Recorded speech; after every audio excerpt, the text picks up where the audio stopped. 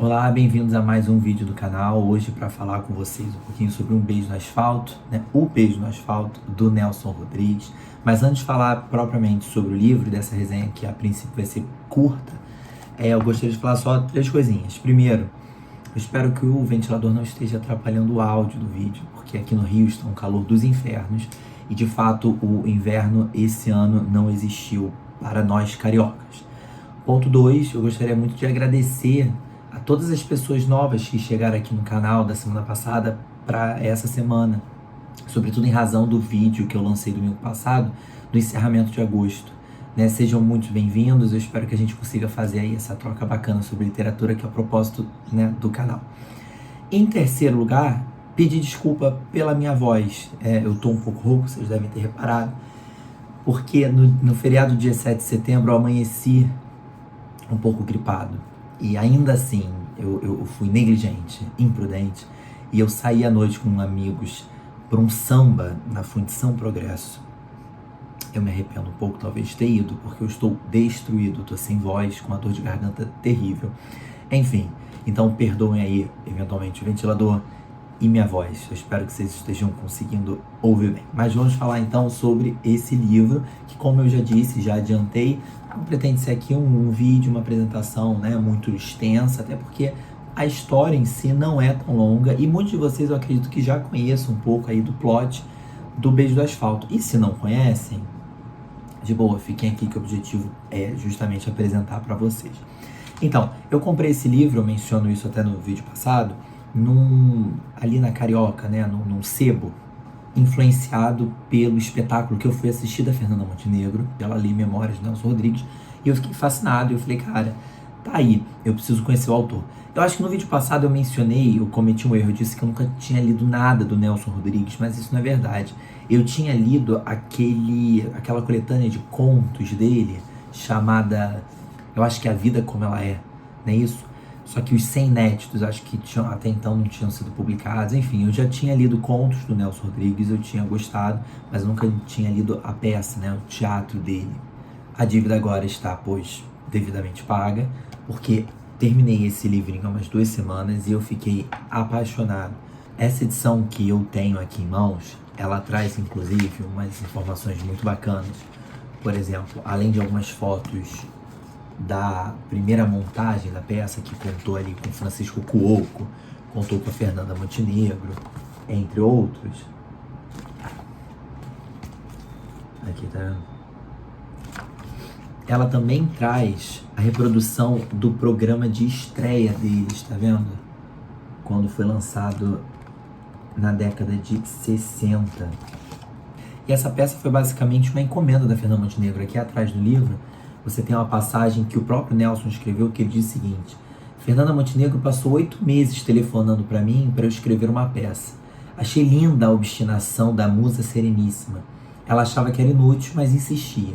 Fiquei deslumbrado quando fiz a peça. Estava cumprindo a minha palavra. Eu subi no meu próprio conceito quando entreguei a Fernanda O Beijo no Asfalto. E qual é, afinal de contas, a história aqui do Beijo no Asfalto? Né? Ele vai contar a história do Arandir, que é esse homem, que é acompanhado do seu sogro ali na Praça da Bandeira. Para quem não mora no Rio de Janeiro, é perto ali do Maracanã. Na Praça da Bandeira, ele testemunha um acidente. Um ônibus atropela um rapaz e o rapaz morre.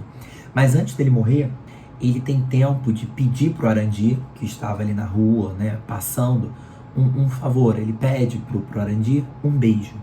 E o Arandir, que é o personagem principal aqui desta peça, concede esse beijo. Então ele beija, por isso que o nome da peça é Um Beijo no Asfalto. Ele beija o moribundo e depois o moribundo de fato falece. Só que isso vai ganhar uma proporção absurda, porque quem também testemunha o fato é um jornalista que leva essa informação para o delegado ali da Praça da Bandeira, e ele informa ao delegado esse caos, né, e diz para o delegado justamente explorar essa situação no afã de que as pessoas perdoassem um escândalo recente que o delegado esteve envolvido quando ele agrediu uma mulher e esta mulher acabou abortando. Enfim, a figura desse delegado é uma figura naturalmente execrável. Mas não é, eu acho, a pior das figuras aqui na peça, porque no final das contas, né, quem cria essa armação toda é justamente um repórter. Esse repórter sensacionalista que se chama Amado Ribeiro, que cria toda essa situação realmente para vender mais jornais e dois, para ficar bem com o delegado. Afinal de contas, a história de que o delegado havia agredido a mulher e ela tinha abortado foi contada no jornal justamente por esse jornalista. Então, para ele ficar bem na fita e compensar ali um pouco, né, a relação dele e o mal que ele fez para o delegado, ele vai lá e entrega essa história aí desse atropelamento e desse evento, desse beijo na Praça da Bandeira para o delegado. E no final das contas, você tem a vida do Arandir virando de cabeça para baixo, porque isso vai afetá-lo em todas as esferas da vida dele. Na vida social, né, porque dentro do trabalho, por exemplo, ele passa a ser execrado pelos amigos.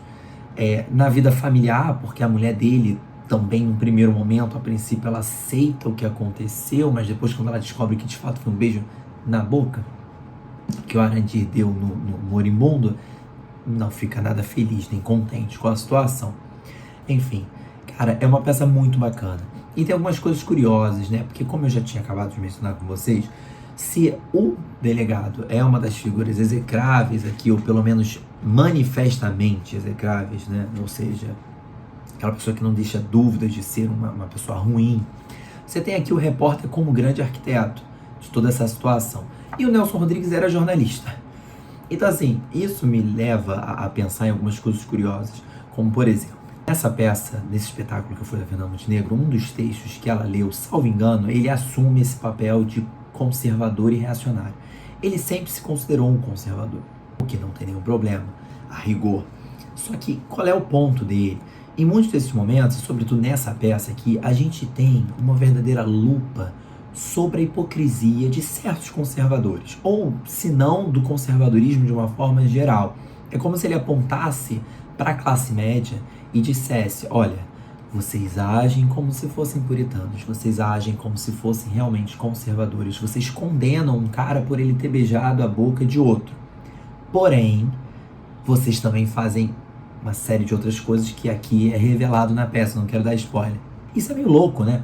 É como se ele olhasse para as pessoas que estão ao lado dele e apontasse o defeito dessas pessoas que estão juntamente com ele nessa trincheira, ou seja, do lado conservador ou reacionário das coisas. Enfim, e ele justamente traz aqui a figura do jornalista, que é uma figura que ele conhece, na verdade ele é um jornalista, né? Para criticar justamente essa questão da mídia e de como as coisas ganham uma proporção absurda e fogem do controle e são exploradas pelas pessoas, né, a depender dos seus próprios interesses. É uma peça muito interessante, curiosamente muito atual. Você consegue fazer muitas conexões com situações, né, dos últimos anos, dos últimos tempos, sobretudo com o tribunal da internet que a gente sabe que existe. Eu não quero falar muito mais para não dar muito mais spoiler, mas vale muito a pena vocês conhecerem essa peça. É uma peça muito curta, tá? Ela é dividida em 3 atos. Se você separar um ato por dia, a gente está falando assim de 40 minutos de leitura diária, sabe? E você consegue andar e caminhar com a história num ritmo muito bom. Você vê que a diagramação, por exemplo, o primeiro ato termina na página 51, mas a diagramação é muito tranquila, tá vendo? O livro é pequeno. Então é um baita livro, por exemplo, de final de semana. Você saiu de uma leitura pesada, uma leitura longa, você quer algo só para ler no final de semana e finalizar? Tá aqui, Um Beijo no Asfalto é uma puta recomendação. E além do mais, para quem gosta de plot twist, quem gosta daquelas revelações bombásticas, sabe, no final da história, aqui você tem também, no final, acho que literalmente na última cena, você tem aqui um diálogo com uma revelação que vai deixar algumas pessoas um tanto chocadas. Eu mesmo teria ficado chocado se eu já não soubesse qual era o final, porque eu já tinha assistido a cena final num filme, né, interpretado pelo...